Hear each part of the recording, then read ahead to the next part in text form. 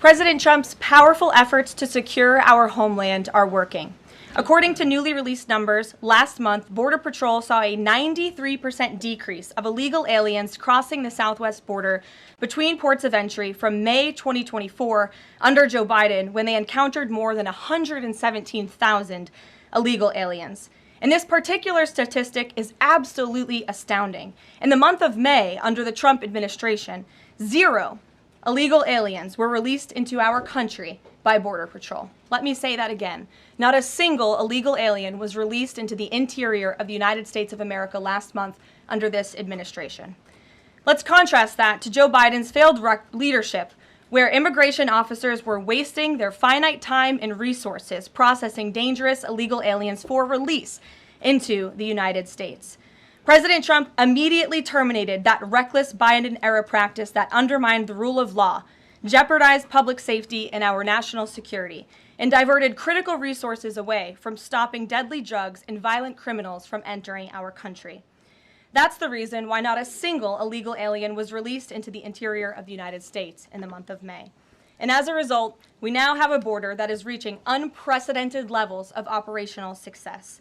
The efforts by President Trump to stop the illegal immigrant invasion and secure the border in this short amount of time represent one of the greatest achievements by a presidential administration in the history of our great country. With illegal entries being overwhelmingly halted, the Trump administration is dramatically ramping up efforts to arrest and deport all of the millions of criminal illegal aliens that Joe Biden let into our country over the past 4 years.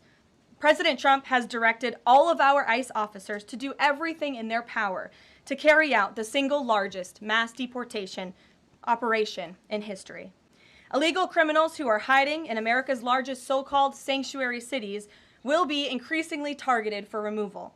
Radical Democrats will no longer be allowed to shelter illegals who threaten public safety as part of their cynical efforts to expand political power, drain the American taxpayer, and artificially lower wages and steal American jobs. ICE officers are courageous heroes, upholding the rule of law and keeping our citizens safe. And they have the full and unwavering support of this president. In economic news, President Trump's pro-growth agenda is delivering for the American worker.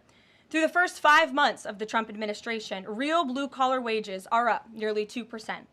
It's the strongest growth in nearly 60 years, and a stark contrast from the negative wage growth seen during the first 5 months of the Biden administration. America is quickly returning to the successful formula of the first Trump administration: low inflation and rising wages. Once the big, beautiful bill is passed, this positive trend will only accelerate. Senate Republicans are continuing to push this critical legislation forward. The One Big Beautiful Bill will drive growth and supercharge the American economy. The Council of Economic Advisors found that the One Big Beautiful Bill will raise take-home pay by nearly $14,000 for a year for the average family of 4. The CEA also found that the One Big Beautiful Bill will increase wages as much as $11,000 for the average worker in America. The One Big Beautiful Bill expands the child tax credit and makes it permanent for more than 40 million families with children. And the bill will deliver no tax on tips, no tax on overtime, and substantial tax cuts for our incredible seniors. Simply put, the One Big Beautiful Bill is a massive win for middle-class Americans. When nearly 80 million Americans sent President Trump back to this White House, they were doing so expecting these popular policies to be enacted. Republicans in Congress have a mandate to deliver, and President Trump demands they send this historic bill to his desk for signature by Independence Day, July 4th. The American people are fully behind President Trump.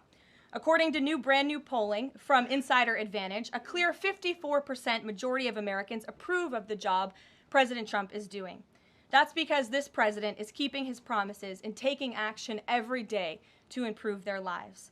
And passing this bill will help fulfill a number of President Trump's core campaign promises. Now, regarding the ongoing situation in Iran, I know there has been a lot of speculation amongst all of you in the media regarding the president's decision-making and whether or not the United States will be directly involved. In light of that news, I have a message directly from the president, and I quote, "Based on the fact that there's a substantial chance of negotiations that may or may not take place with Iran in the near future, I will make my decision whether or not to go within the next 2 weeks. That's a quote directly from the president for all of you today. So we'll kick it off for questions here in our new media seat. We have Eli Lake from the Free Press. Eli, go ahead. And Thanks so much for having us. Thank you. The Free Press. The decision to extend the, I guess, delay in enforcing the TikTok ban. Sure. Can you talk about how the White House understands its constitutional authority in light of the Supreme Court's decision in January that said that the president had to enforce the ban? Sure. Well, as all of you know, because the president put it out on his Truth Social today, he did sign an executive order to extend the TikTok ban for 90 days. So in the effort to make a deal. And the White House counsel and the Department of Justice have reviewed this executive order, and I can get it for you. I think it's on our website by now. If it's not, my team will now put it up immediately. And you can read the language in that executive order. And the White House counsel's office and the Department of Justice strongly believe in the legal rationale for this executive order. They wouldn't have the president's pen hit it if they didn't. And the political reasoning for this, of course, is because the president made a promise to keep TikTok on. There are 100 million Americans who use this app. It's widely popular. He also wants to protect Americans' data and privacy concerns on this app, and he believes we can do both things at the same time. So he's making an extension so we can get this deal done. Can I get a follow-up? Sure. A few weeks ago, Tucker Carlson reported on a meeting between the president, Mark Levin, and others at the White House. Is there a leak investigation, and can you say who else was in that meeting? I'm not aware of a leak investigation at this time. I, for one, do not reveal details about the president's private meetings without his permission to do so. But certainly the president does not like when people leak. He takes that very seriously. This entire administration takes that seriously, and that's why you've seen at agencies some of the cabinet secretaries have been given the authority by the president to let go of staff who are engaged in such leaks, especially those that risk American national security. Sure. Go ahead. Karoline, thank you.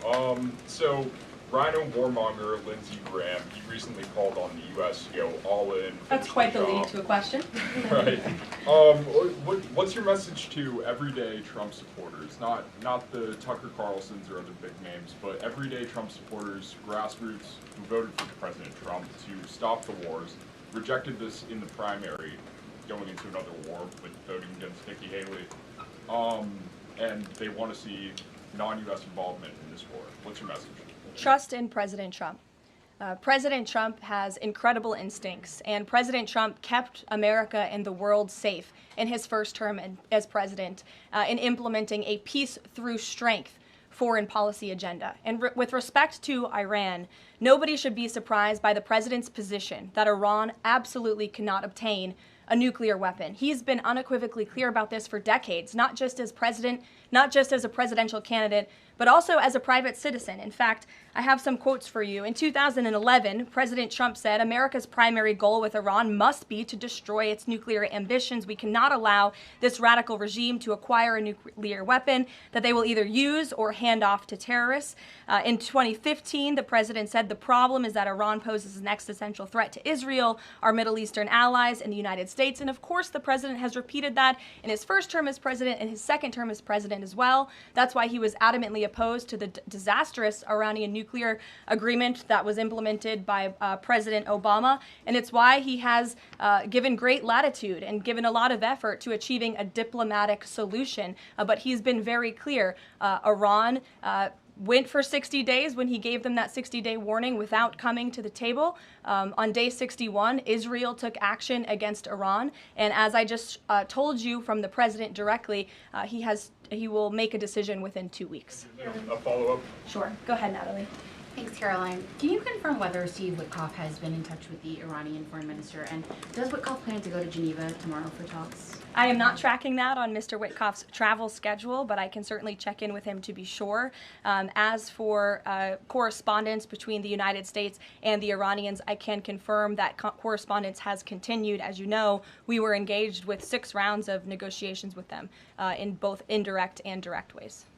Thanks, Kelly. Just to clarify the president's statement just now, when he says that he'll make a decision in the next 2 weeks, is he saying that if Iran does not come back to the negotiating table within the next 2 weeks, that the president will strike? The president is saying that he will make a decision whether or not to go within the next 2 weeks. It's very clear and direct. And is he seeing any signs of progress? He obviously is holding out hope for negotiations, but is he seeing any inklings of progress that give him that hope that talks are still possible? Well, that's why he said in the statement that I just read for all of you, based on the fact that there's a substantial chance of negotiations that may or may not take place with Iran in the near future, he will make that decision within the next 2 weeks. What makes him think there's still a substantial chance is my question. I'm not going to get into the reasoning and the rationale the president believes that, but that's his position, and he will make a decision within the next 2 weeks. Karoline. Sure. Thanks, Karoline. President Trump has said previously in regard to Russia, he's used this phrase about 2 weeks several times in terms of like, we expect like a 2-week deadline and then you give another 2-week deadline. How can we be sure that he's going to stick to this one on making a decision on Iran?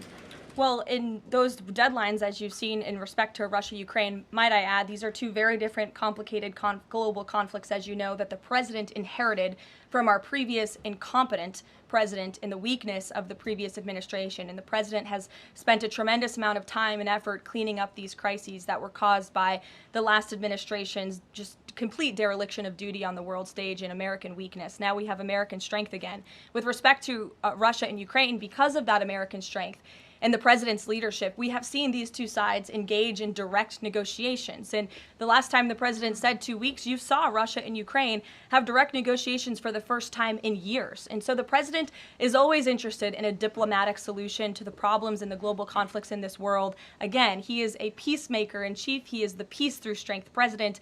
And so if there's a chance for diplomacy, the president's always going to grab it. But he's not afraid to use strength as well, I will add. Francesca. Thanks, Caroline. What exactly would a deal with Iran need to entail? No enrichment of a uranium, and it would absolutely not. Iran is not absolutely not able to achieve a nuclear weapon. The president has been very clear about that. And by the way, the deal that Special Envoy Witkoff proposed to the Iranians was both realistic and acceptable within its terms, and that's why the president is sent that deal to them. To follow up on what you told Natalie, are the talks that the United States is currently having with Iran direct, or are those through intermediaries? And if so, which countries are acting as the intermediary right now? Out of respect for the ongoing discussions and negotiations, I am not going to get into the details of them. We've provided you confirmation for now. Go ahead. Sure, and then behind you too. Oh, Go okay. ahead. So thanks. Sorry. On the topic of negotiations and talks, does the president have any hopes or specific expectations for the talks tomorrow between European foreign secretaries and their Iranian counterpart? Well, certainly the entire world is on the president's side when it comes to the fact that Iran cannot obtain a nuclear weapon. This is something that pretty much all of humanity, except for the Iranian terrorist regime themselves, agree upon. And so the president expects that Europe will deliver that message directly to the Iranians. Why does President Trump believe that this 90-day extension on TikTok will provide more runway perhaps than the previous extensions that haven't led to a divestment deal? Because it's more time to make a good deal. Simple question. Dasha? Thank you so much. I know things are going day by day right now. The president wants maximum optionality. Is the possibility of the U.S. getting involved in regime change in Iran at all on the table at this point? And then I have one on as well. Sure. The president's top priority right now is ensuring that Iran cannot obtain a nuclear weapon and providing peace and stability in the Middle East. On Medicaid, Caroline, Sure. the Senate put forward Medicaid provisions, particularly a lower cap on state provider taxes that hospitals have said would lead to mass closures, particularly in rural communities. Is the president willing to sign a bill that includes those provisions that Republican senators like Josh Hawley say will lead to hospital closures? Out of respect for the ongoing discussions that the White House is very much actively involved in with our friends in the United States Senate, I won't comment on that specific provision. Look, the bill hasn't been sent to the president's desk yet. There's more room for change. The president, for one, I will reiterate, has been very clear on his priorities with respect to Medicaid. He wants to see waste, fraud, and abuse ridden from the system to protect it for tax-paying citizens who deserve those much-needed benefits. He wants to prioritize the sick, the needy, the poor in this country who deserve those benefits, not the 1.4 million illegal aliens who are receiving them. And he wants to make sure this one big beautiful bill kicks those illegal aliens off of this program to preserve it and protect it and strengthen it for the American people. And the president has been very clear in that message to his friends in the Senate. Jackie. Thank you, Caroline. Sure. logistically, if the Iranians are getting to Geneva, does that mean they've found a way to get to the White House? I am not going to get into hypotheticals, but as you heard from the president yesterday, they have expressed interest in doing so. There's a lot of Philip. pressure on the president to come to the aid of Israel. There's a lot of pressure on him to finish the job with force. How is he balancing the concern that if he doesn't choose to do that, that it would send a message to Xi Jinping about the U.S. commitment to Taiwan? Well, the president enjoys a very respectful and cordial relationship with China's president. He has long maintained that, even in his first term. And China and the United States share many strategic interests, both in terms of economics and also, of course, global affairs and foreign policy as well. However, when it comes to balancing these different viewpoints, the president is balancing a lot of viewpoints, and he is listening not just to other world leaders, but to his advisors and to people here in the country and the American people too. And I think that's what makes this president such a great leader, is his ability to listen and make a good decision on behalf of the American public based on his instincts and his experience. Don't forget, this is a president who was here before, and the world was a much more peaceful and stable place when he left office than when he came back in after the past 4 years of complete incompetence by the previous president. Philip, go ahead. Thank you, Caroline.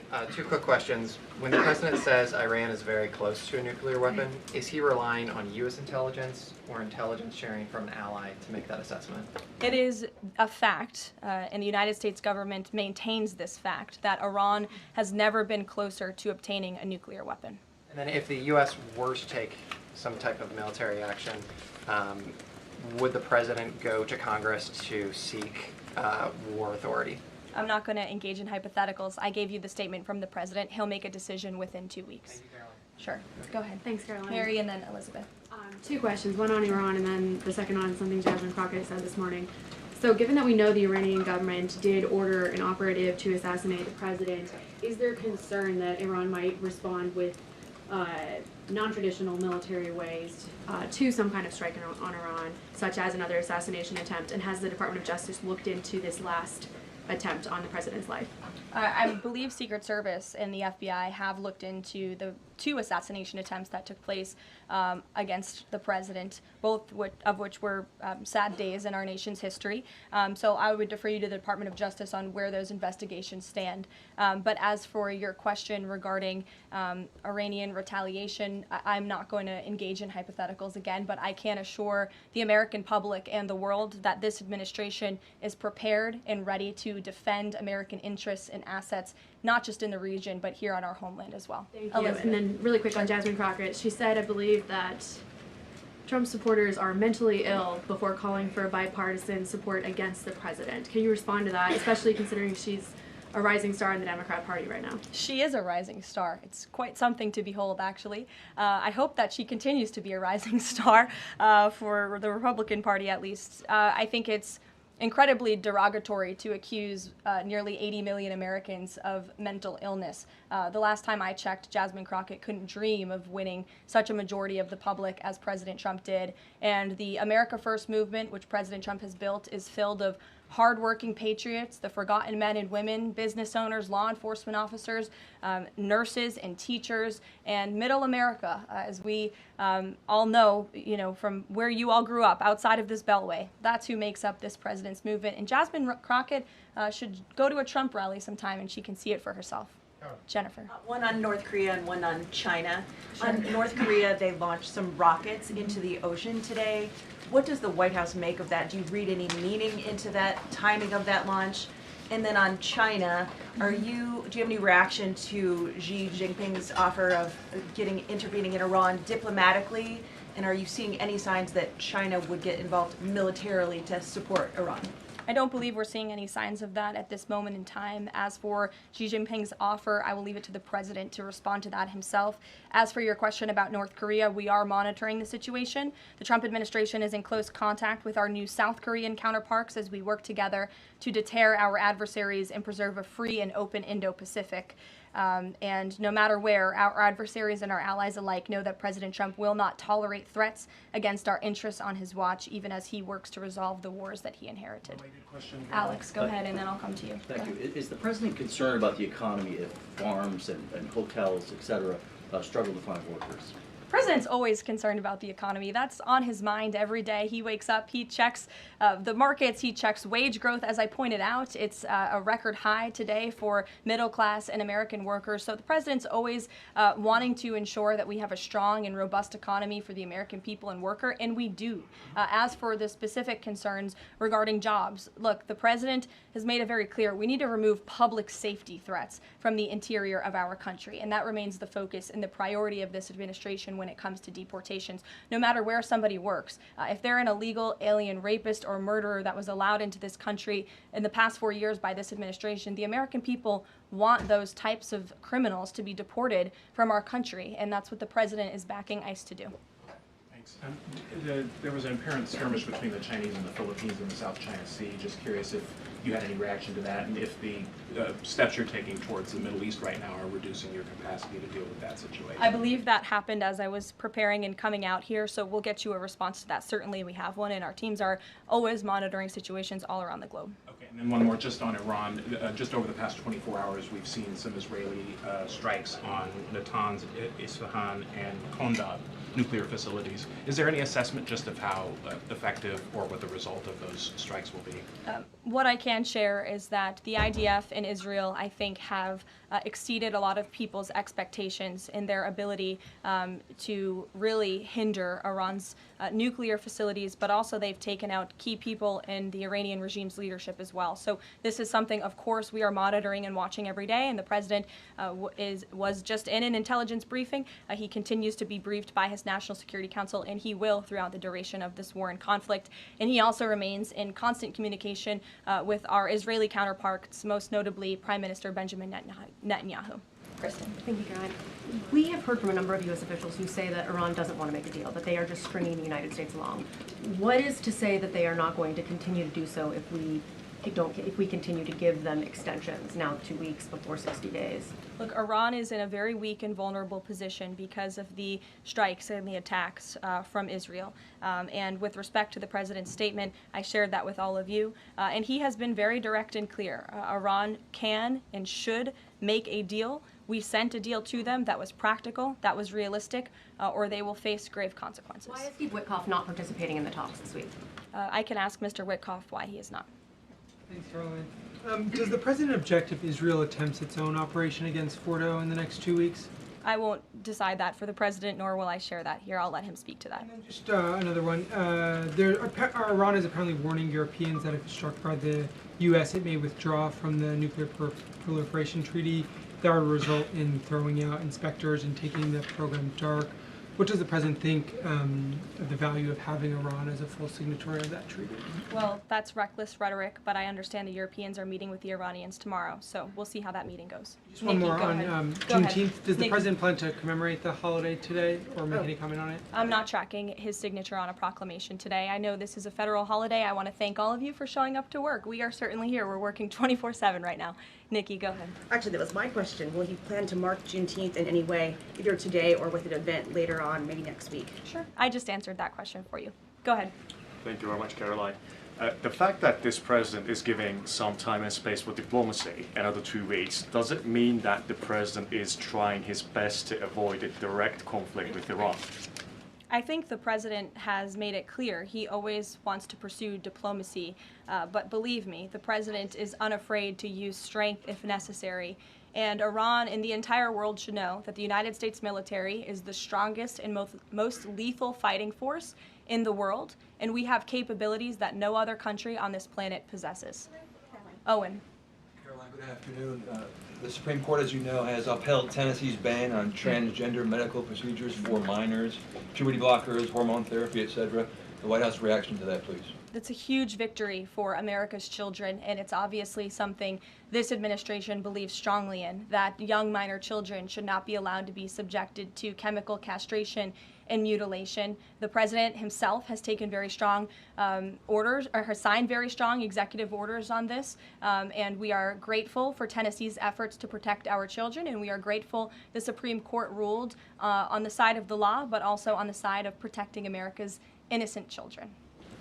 Elizabeth, go ahead. Sorry, I skipped you earlier. Okay, thank you so much. Secretary of State Marco Rubio announced new vetting procedures on student visas. Will this serve as a model for vetting other foreign visas? For all foreign visas, yes. As you know, the president signed an executive order, I think it was one of the first he signed in the first week, to strengthen our vetting requirements and our vetting system here in the United States for all visas. He directed the Secretary of State to do that. There was a pause in some of that vetting, as you all know, recently, especially with respect to students from some certain countries. But the vetting has continued, and it's stronger than ever before. As for specifics on how the vetting process has changed, I would defer you to the Department of State. As you know, they're in charge of things like that. Thank you. To what extent is this 2-week delay with Iran the result of interventions by the likes of Tucker Carlson, Marjorie Taylor Greene, or the entreaties of European leaders who want a de-escalation? Look, the president hears all voices across the country, and he makes decisions based on his instincts. And he has always said diplomacy is his first option. And is he still planning to attend the NATO summit next week? He is, yes. We will be departing from Washington on Monday morning, and hopefully we'll see some of you there. Michaela. Thanks, Caroline. Oil prices have been spiking over the last week. Is the president watching the oil market, and is that factoring into his decision-making in the Middle East? Again, as I said to, I think, Alex's question previously, the president is always watching, and this administration is doing more than any in history to bring oil prices and gas prices here at home down for the American public. They have been plummeting since President Trump's inauguration because of the executive action and the federal action this administration has taken on the home front. But yes, of course, he's paying attention and monitoring that. But as for whether it's weighing into his decision, there's a number of factors that, of course, are, and as I said, he will make that decision in the next 2 weeks. Can't reiterate that enough. Ouija. Caroline, thank you. With regard to a potential deal, Iran has said it will not negotiate under duress. Does the president believe there should be a ceasefire in these next 2 weeks as the U.S. tries to broker a deal? That's not what he said in the statement he dictated to me, so I won't get ahead of the president or add anything additional to the statement that he gave me the liberty to share with all of you. And then just to follow up on how close Iran is to a nuclear weapon, can you clarify when the president said a few weeks away, did he mean obtaining enough enriched uranium to start building a weapon, or did he mean Iran is a few weeks away from completing the production of a weapon? I'm glad you asked that, Ouija. It's an important question, and it's one, frankly, the media has been getting wrong. Let's be very clear.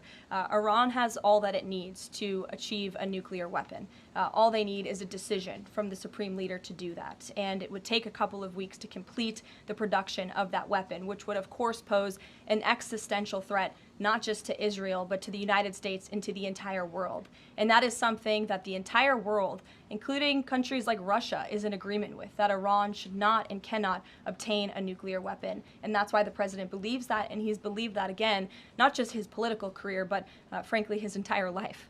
So it Michael. sounds like it's the former, just to be clear. That Correct. they have the components. Okay, Correct. thank you. Michael. Caroline, as we look forward to the NATO summit next week, Spain right now is threatening not to oblige the president's request for all NATO countries to spend at least 5% of their GDP. Does the president take issue with this, with Spain right now? I didn't see Spain's comments. I'll make sure the president sees them, and I can assure you he wants to see all European countries pay their fair share and meet that 5% threshold. It's only fair considering the American taxpayers have given a significant chunk of money to the tune of billions of dollars to support our mutual interests and our assured defense. So I will let him speak to that, but he's made his priorities for our European allies quite clear, including Spain. Caroline, one last question. When it comes to the president's position on foreign policy in general, is there a phrase that the White House has coined? Is there a Trump doctrine? Does the president like to talk about this? Anyone here in the White House talking about this? And if so, if there is something akin to a Trump doctrine, how would you define it?